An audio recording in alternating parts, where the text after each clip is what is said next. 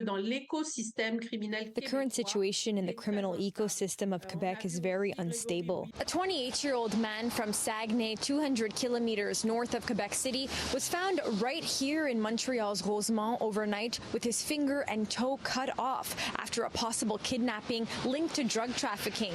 This comes amid increased violence related to street gangs in the province, particularly the Quebec City and Montreal regions.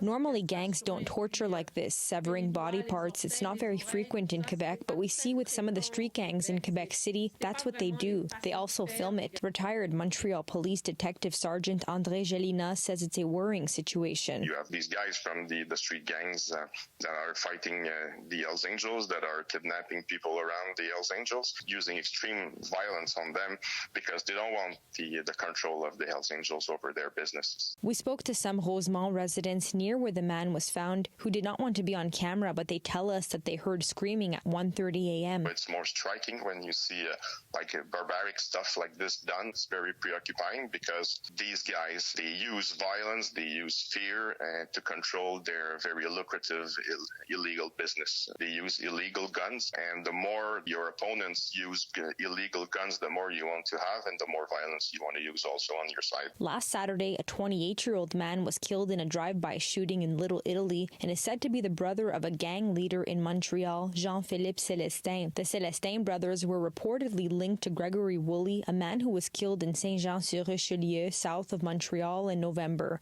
Woolley was affiliated with the Hells Angels with ties to the Italian mafia. Several members of the syndicate gang or their affiliates have been on a list of the next targets. Unfortunately, there's a lot of conflict inside the criminal network, and it's surrounding the control of drugs in Montreal and Quebec City. For experts, rebellion is taking place for reasons not yet known.